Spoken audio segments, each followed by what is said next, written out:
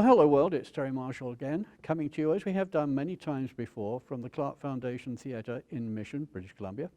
I have to say that this particular interview is a little bit special for me because one of my two guests tonight was my very first celebrity interview.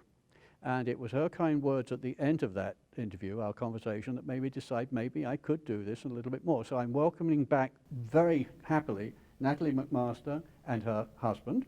Now I'm going to get this right, Donnell Leahy.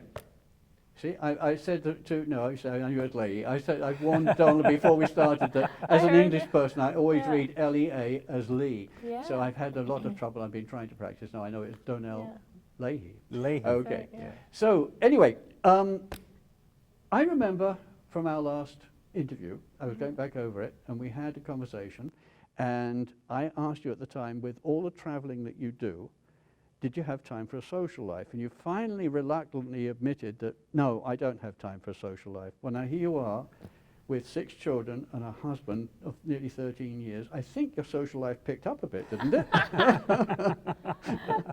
Yeah. Yeah. There's a lovely story, Donnell, of you tracking Natalie down and finding her and asking her out on a date. I would have thought that with the sort of number of engagements that you two play, that those first 2 years of dating must have been sporadic at best. What do you recall from those days? I think that's accurate. We both traveled a lot, and we travel a lot now. Yes. But but it was exciting. Natalie was going one way, I'm going the other, and we would meet and plan. Natalie would come to our place, and I'd go to their place, and but it was exciting. Always going, airplanes, cars, planes, trains, automobiles. Isn't that the That's the title. That's the title. Look at you blushing. Well, I just put blush on. it sounds like it hasn't changed that much. But I mean, you have famously said that you sort of dated for 2 years, then broke up for 10, and then got married.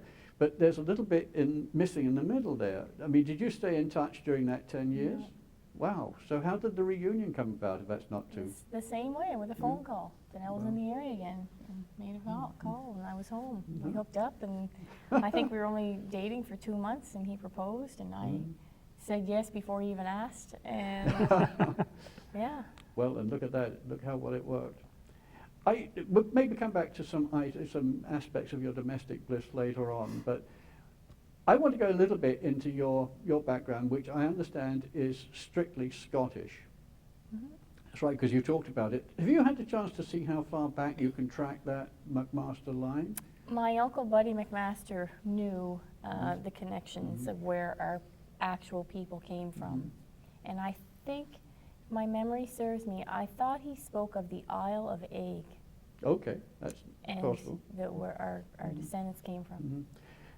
The reason I was asking that, I thought to myself that with that longer heritage, I wondered if the reason you ended up in Cape Breton was when those appalling Gaelic clearances happened in the 18th and 19th century, a lot of Scots left that part of the world, and many of them went to your part of the world in Cape Breton. I believe at one time even the speaking of Gaelic was banned in Scotland. That heritage, however, did survive in Cape Breton. Question, do you actually speak Gaelic? Haniel. Okay. That means no in Gaelic. Well, obviously you know or enough to say Beckett that. means a little. Yeah. But no, I don't speak Gaelic. I took Gaelic in grade 4, and then they stopped offering it after that. So I never took it through school. But I know a few little words. My mother grew up speaking Gaelic. Yeah. I thought one of the interesting things about that whole episode was that, I believe even, as I say, the fiddle was banned for a while, but that the music survived. Actually, there's those out there who think that they banned the wrong instrument. They should have banned the bagpipes. But I'm not going to get into that argument. Yeah. We don't know. The Irish and the Scottish always blame each other for the invention of the bagpipes. Do you have any views on who did it? Keep going, fellas. Yeah. Well, what I thought was what's sort of interesting about that whole clearance episode was that a lot of the traditional music that was banned and died out in Scotland as part of their culture was preserved in Cape Breton. And I think, Buddy, you talked in the documentary that a lot of Scottish fiddlers now come to Cape Breton just to try and relearn some of the tunes that were sort of lost to Scotland. Do you have any experience of that? Yeah, like there's people who try and reconnect with the roots through the Cape Breton style.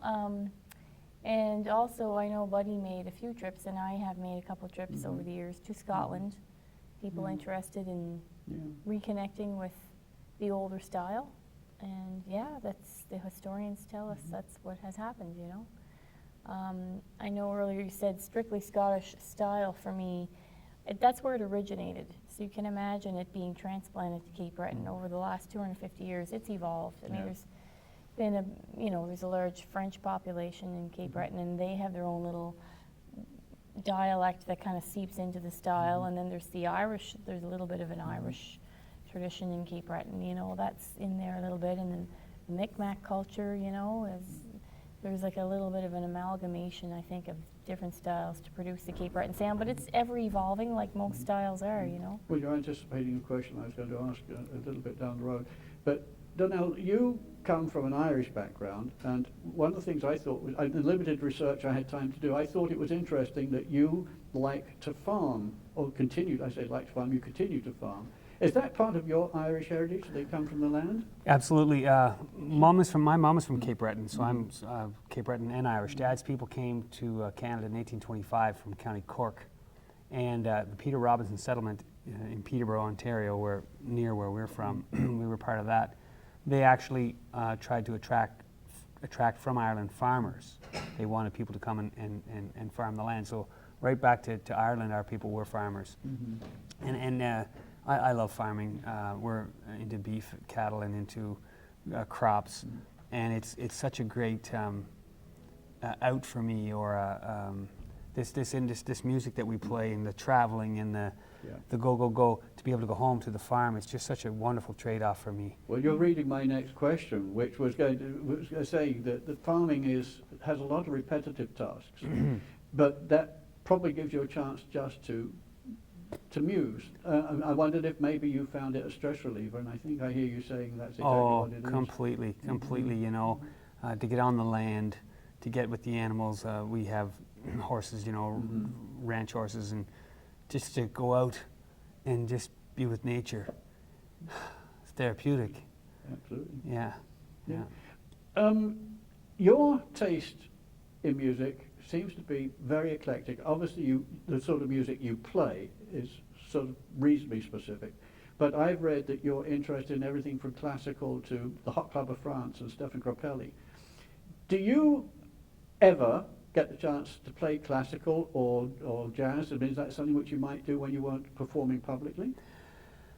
Everything I play, I've learned by ear. And when I was starting out playing the fiddle, I would play whatever music I would hear, and then I wanted to challenge myself. And then you get into classical stuff, it's really challenging, and challenging to learn a lot of these pieces by ear. So I play classically at home, and I play it on stage as well. It's classical by ear. I didn't learn the note, and we've had the good fortune of being able to play quite a bit with orchestras, symphony orchestras have us as special guests. So that's a real opportunity to you know, we certainly play our music with the orchestra, but we play some classical stuff and some stuff we've written. So I think I've been also influenced by the classical music. When you hear a different sound, a different instrument, a different style, you realize a whole pile more options. So that certainly is true with my music. It led to me to another thought that either of you would be able to answer. Given the way that instruments evolve, I mean, look at the way the guitar has evolved over the years. Has the violin, or fiddle, whichever you like to call it, are there any major changes that would accommodate different styles of playing? Or if you play a classical violin, it's probably the same violin you play to play fiddle music? I think the instrument's the same. Classical people tend to prefer a softer type of string and maybe a slightly different setup, but any fiddle player, any violin player could play my instrument. or I always compare it to Santa Claus and St. Nicholas. yeah, He's the same fellow, just two different names. yeah. That touches a bit close to me. A number of times I get it this time of year. You make a great. Oh, I bet. I think we should move on to some of your current activities, because obviously this is going out and ahead of your touring a little bit, and hopefully people pick up on this. Tell me a little bit about the current album, which I haven't had a chance to hear yet, but I'm looking forward to. Yeah, I'm really thrilled with it. Donnell and I, after getting married, really knew at some point in our lives we wanted to record. And the years are getting on, and we were thinking, gosh, it'd be just a shame if we left this world and no documentation of our music together. And so, you know, it took a number of years to come about, because just life. And because you don't have anybody counting on you to do a record together, you know, there was my solo career and Donnell's career with Leahy, and so no one was expecting us to do anything. They talked about it and looked forward to it, but there was no pressure. There was no pressure, so you were able to put it off. So we did, until we finally just said, okay, we have to make this happen. And it was very difficult trying to make it happen with the players that we wanted to record with, but it worked out in our favor, because we had postponed it a couple of times. And in that time period that we postponed it, we met Bob Ezrin. And he's a wonderful, world-class, legendary producer that is just a remarkable heavyweight in the studio. And so we met him, and just so happened that he was a fan of the music and had always wanted to do something with Celtic music, and we were in pre-production phase of our recording, so we decided to work together. And it made for a very great combination, because Donnell and I were so already structured at that point, and kind of generally knew what we wanted to record, and had been working on this stuff for years. So it was to a point where Bob could just wave his magic wand over it, you know, and sprinkle fairy dust everywhere and make it sound like something incredible, because he was able to just, it was so refined where we had it that he could take it to the next stage, you know. And there was a couple of tracks on there too that he had a lot to do with the building of. We mostly built the tracks from scratch, but there was a couple of ones that we didn't really have together, and he played a big role in those. But for the most part, he put the glistening on everything. You talked in an interview I saw a little while ago about the fact that you were just, I think it was in one of the TED talks that you did, that you were getting together to do some joint composing. Is there any joint music on the new record? Yeah, Oh. yeah, a couple of pieces we're thrilled with, and we'll be doing them tonight. Oh, good. Yeah. I've heard rumors that you even sing on this. Yes, I do, but you hardly can call it a singing. It's not a performance. It's a lullaby to my baby. And they wanted me to do it, and I said, you know what? When I say they, I say Bob suggested it. He said, you gotta sing on this. He was hearing me humming tunes and stuff. I said, I don't sing. He said, yes, you do. I can hear you. If I put you in the right room with the right mic and the right song, you'd be great. And Donnell's like, just try it. And one of the things I love about music is that I'll try things, you know. I don't want to limit myself because I'm afraid to do something. Like, I'll try it. I might be no good at it, then I won't bother doing it. Or if I really like it, I'll practice it a bunch so I get good at it. It just depends on what it is. So I was excited. I was like open to doing it, and I did it. And I didn't think it should be included on the record, but they wanted it on, so. Well, talking about things that you do, since we last met, I have become much more aware than I was before just how good a step dancer you are. I mean, there's one of the pieces that's on YouTube is you doing the sort of drum challenge dancing and so on. The thing that struck me, though, was coming from a Scottish background, married to an Irishman, your dancing style, or the dancing style, is much more alike the Irish dance than the Scottish dance. Yeah. Is there a reason for that? Yes, that's because the Scottish dancing you're probably referring to is the Highland dancing. Yes, that's right. Yeah. Yeah. So there's two types of Scottish dancing. There's step dancing and Highland. So you're comparing Highland. And in Ireland, the old style of step dancing was much more like the Cape Breton style of step dancing.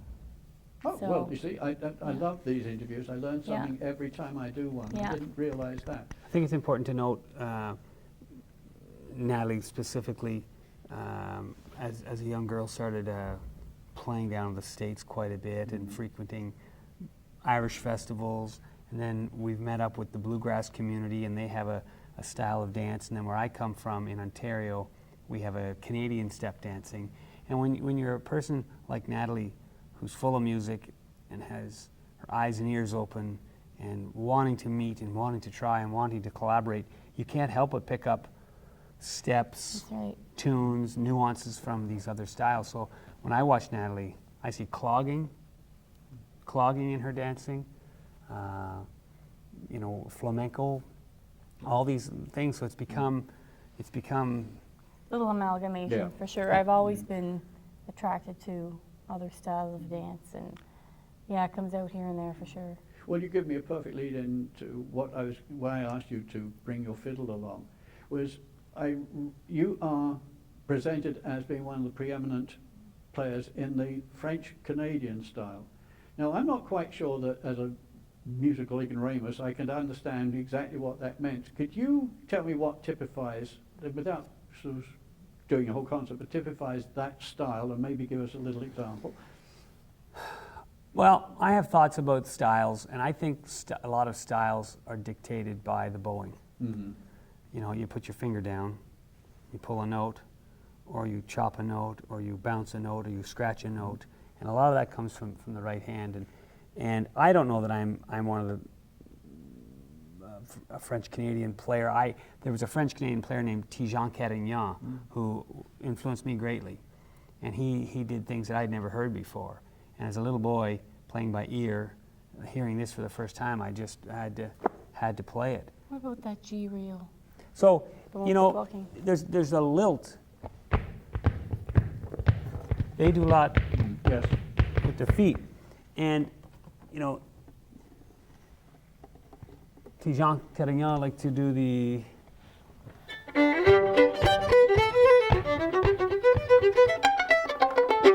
He did this left hand Yes. pizzicato stuff. That was so cool. And there's people now that'll put microphones Oh, on yes. that. Yeah. Yeah. No. Well, that answers that question.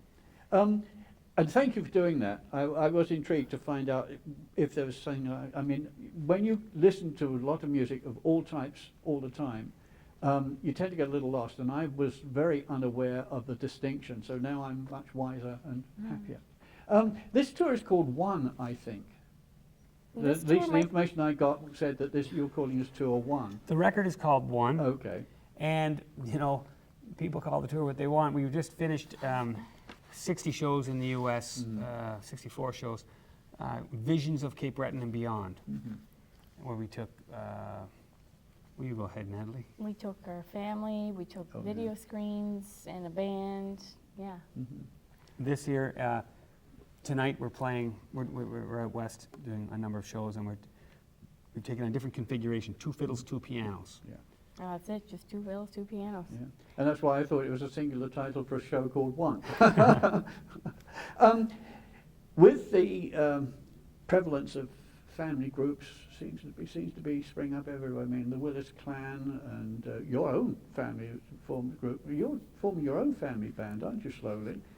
What are your Well- hopes for your kids? I mean, they're all so talented, or at least the ones I've seen so far, are all so talented. What are your hopes for them? Well, we talk about this a lot, and I mean, it sounds great to say, oh, I hope my children just, whatever they do in life, they're happy and they find what they're good at, and we nurture that, you know. But in the meantime, actual life is, gee whiz, I hope they play the fiddle. And I hope they're good at it. And anyway, but all jokes aside, I know that definitely I want them to be musical from the inside out. I So can't that imagine is- what life is like without music. So I know. I'm 100% with you on that. Yeah. So that is genetic and it's environmental. So we obviously know that our kids have music in them. They're musical. So we also want to give it to them just through their environment. I try and keep music playing on in the house, you know, and variety of music, and we make them practice, so to speak, and we also have fun sessions where we're just playing music for the fun, and they perform and all that. So it's that trying to always find that balance of encouragement, but also allowing it to come somewhat from themselves. You know, as kids, they're not going to eat their vegetables unless you make them. So at some point, you're hoping they're going to eat their vegetables on their own. So yes, we would love that, but we also know what it's like to be in this business. Yeah. And do we want them in this business? The way I look at it is, I trust that they'll be taken care of the way we were. Yeah. And so whatever they're to become. I think it comes down to you give them the tools now, give them the options Yeah. if they wish to. If they Yeah. want to, they couldn't have better parentage than that, could they? Yeah. The last of my planned questions, who knows what will come out of it. I hear rumours that you may be planning to do a Christmas tour next year. Mhm. Well, I certainly hope that that will include a venue close to, so we can come and hear it, because this has been an absolute delight, and I hope we might have the chance to do yet a third opportunity. Right. Thank you so much for taking time out. I know you've got to get away because you've got a show coming up. We're looking forward to seeing it, and thank you once again. You're Oh, most you're welcome. so Thank Donnell, you. Thank you very delighted to much. meet you. Thank you. We'll Thanks see you again for Natalie. sure. Oh, yes. Okay.